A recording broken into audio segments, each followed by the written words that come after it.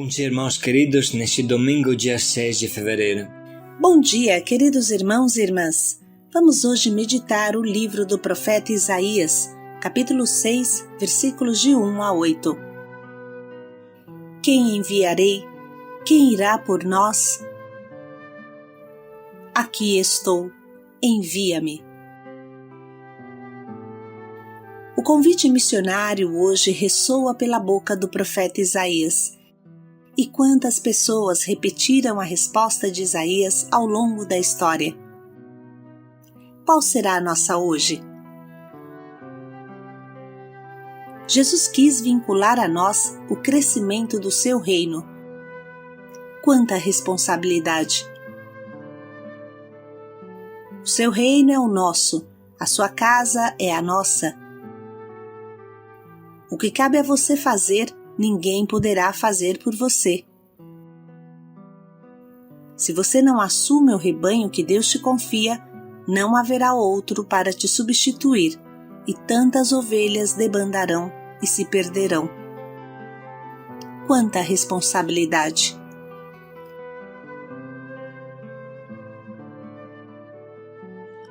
Do livro do profeta Isaías. No ano da morte do rei Osias, vi o Senhor sentado num trono de grande altura. O seu manto estendia-se pelo templo. Havia serafins de pé ao seu lado.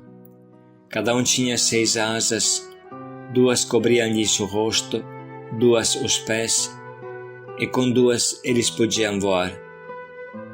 Eles exclamavam uns para os outros: Santo, Santo, Santo é o Senhor dos exércitos, toda a terra está repleta de sua glória. Ao clamor destas vozes, começaram a tremer as portas em seus gonzos, e o templo encheu-se de fumaça. Disse eu então: Ai de mim, estou perdido, sou apenas um homem de lábios impuros. Mas eu vi com meus olhos o Rei, eu vi o Senhor dos exércitos. Nisto, um dos serafins voou para mim, tendo na mão uma brasa que retirara do altar com uma tenaz. E tocou a minha boca, dizendo: Assim que isto tocou teus lábios, desapareceu tua culpa, e teu pecado está perdoado.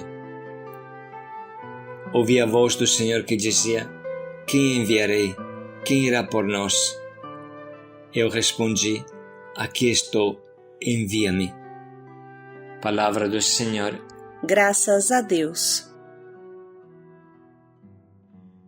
Observe a experiência de Isaías, que tanto reflete a nossa também.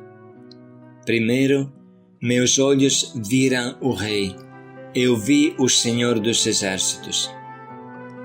Isaías ficou fulgurado pela grandeza e beleza de Deus, como nós, no momento que recebemos o querigma, recebemos o anúncio e sentimos pela primeira vez o amor de Deus, como Paulo, que viu uma grande luz que o cegou.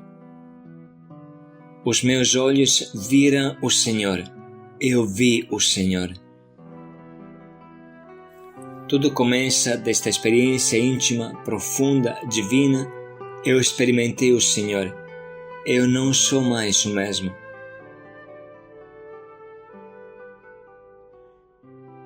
Segundo, logo vem a amarga consciência: Ai de mim, estou perdido, sou um homem de lábios impuros, vivo entre um povo de lábios impuros.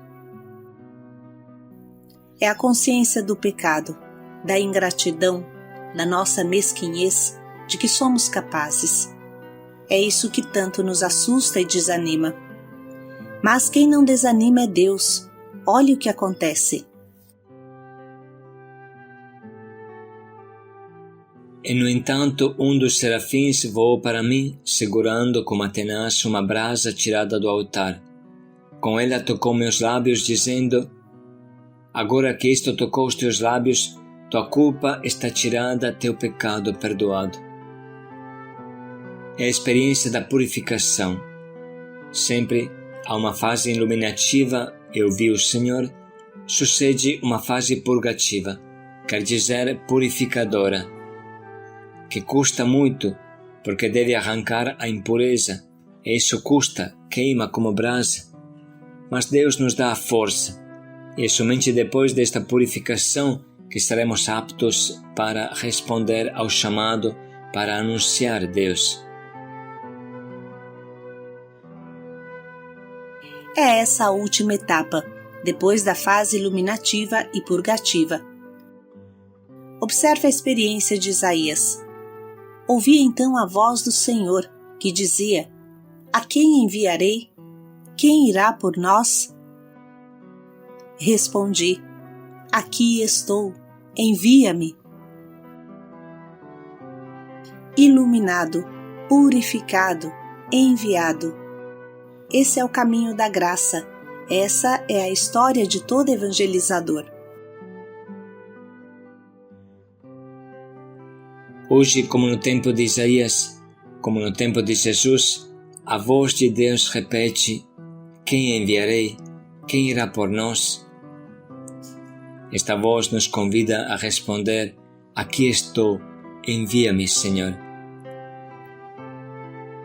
Como vimos nesses dias, Jesus precisa de operários, precisa de pescadores de homens. Ele me capacita para pescar almas. É só responder: Aqui estou, envia-me, Senhor. Jesus apresenta seus filhos responsáveis de sua igreja de várias maneiras. Pastores como ele, bom pastor. Agricultores da vinha do Senhor. Pescadores em alto mar.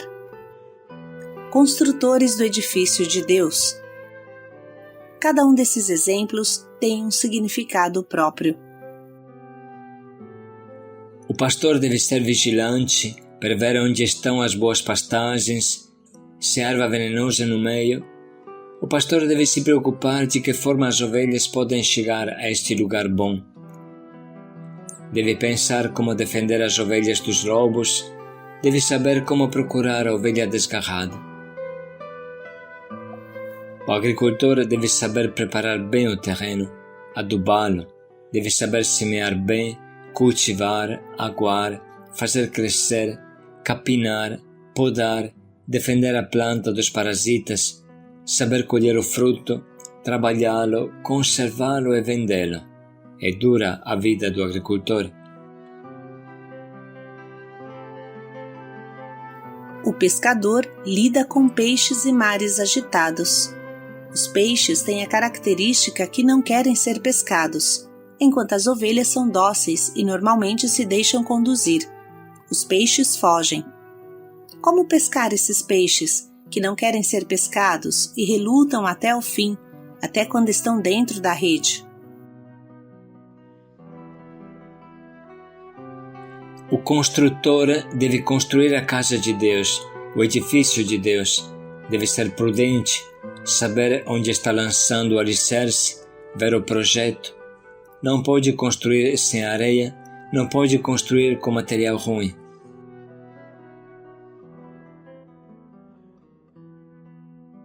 Essas 4 figuras e outras que explicaremos definem o perfil do pastor missionário e nos levam a refletir.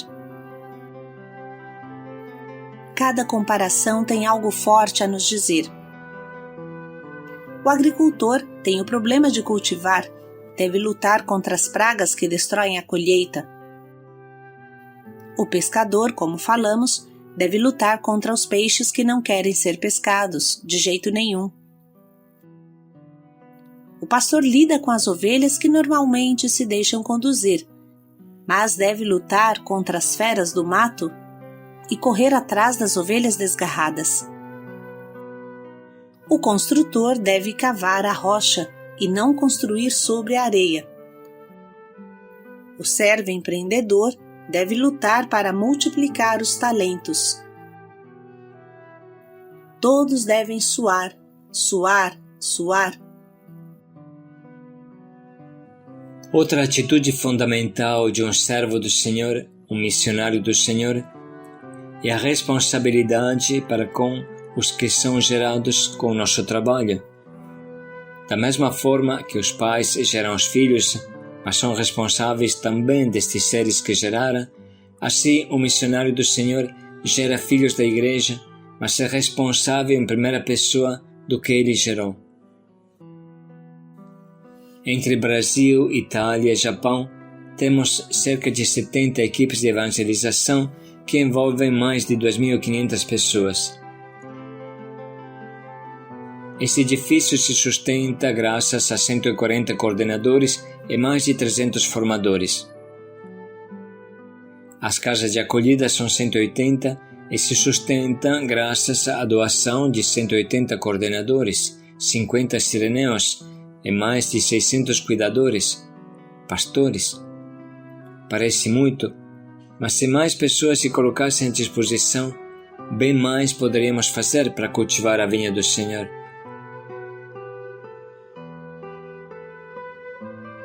Sabemos muito bem que o problema não é a conversão. Deus é fiel. O Espírito Santo é força poderosa que convence os corações hoje, como 2000 anos atrás.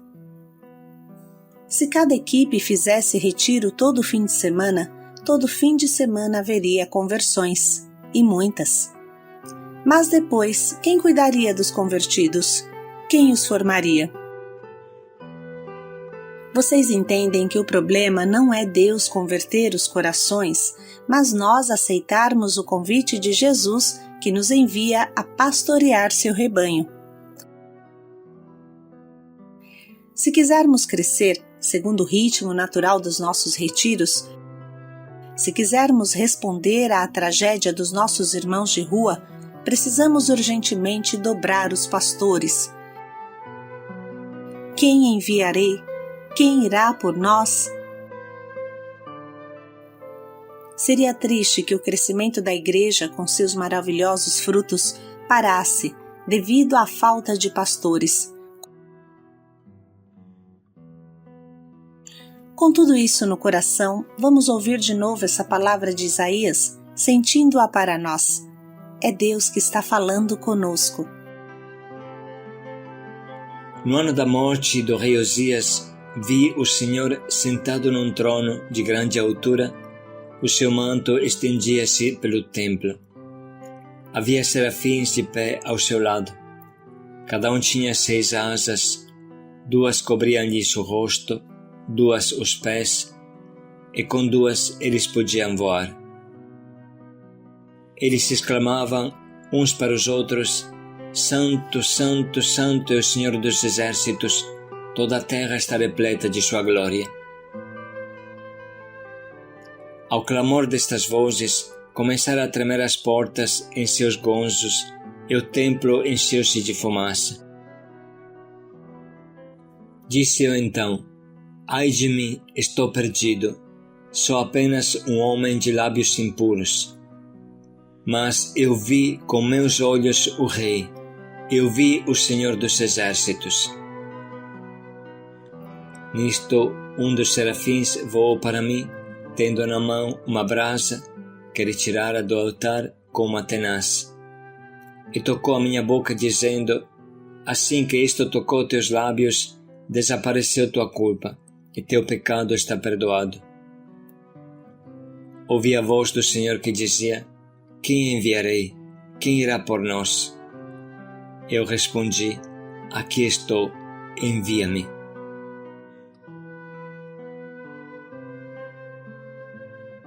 Vamos parar mais um minuto para sublinhar e anotar o que mais nos atinge.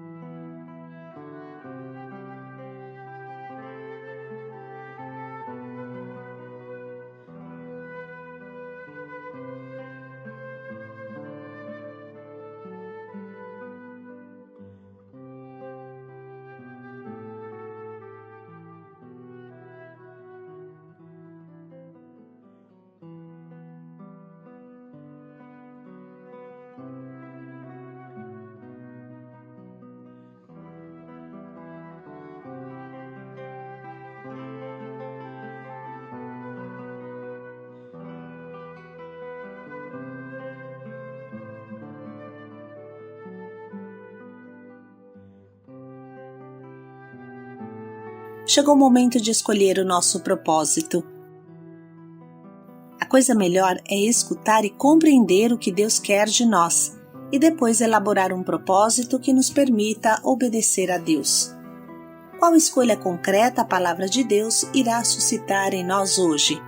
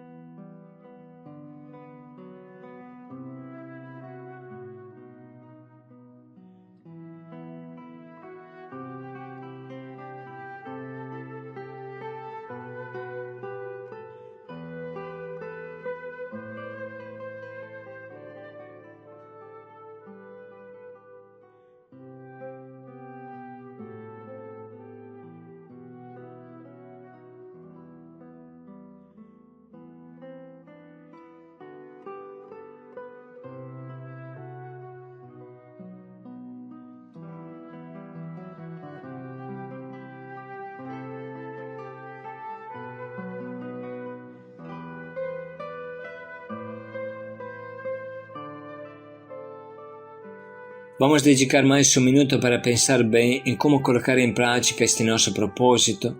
Qual é a resposta à escolha que Deus espera de nós hoje?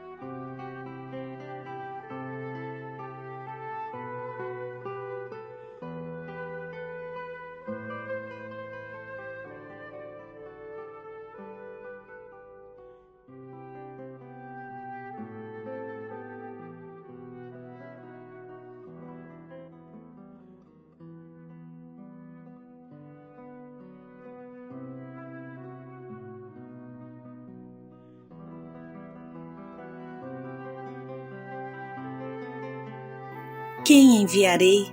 Quem irá por nós? Paz e alegria a todos. Aqui estou, envia-me. Paz e alegria a todos.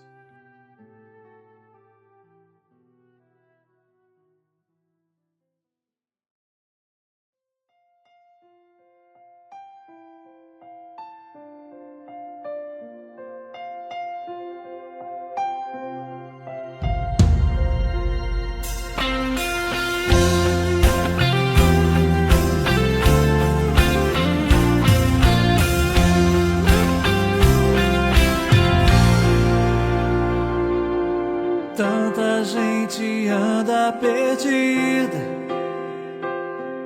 sem saber pra onde vai, vivendo sem razão, sem sentido. Muitos não encontram a paz. Tantos jovens sem esperança já não querem mais seguir,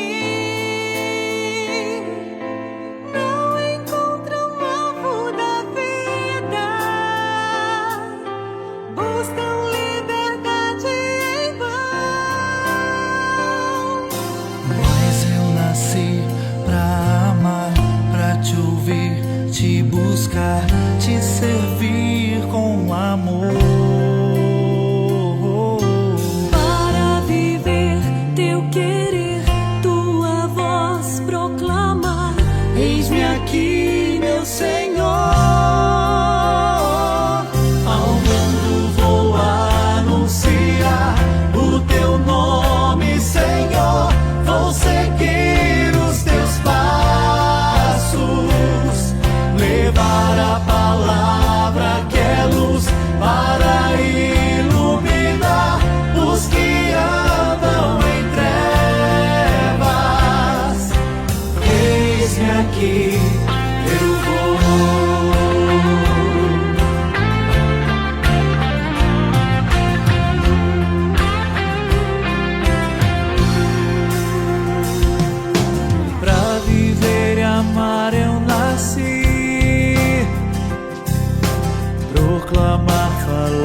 mais de ti.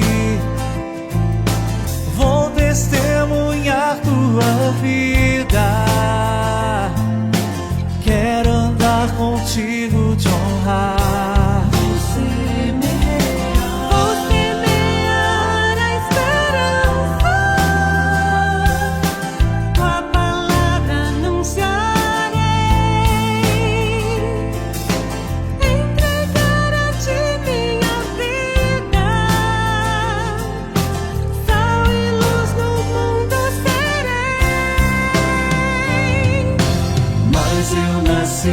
Pra amar, pra te ouvir, te buscar, te servir com amor.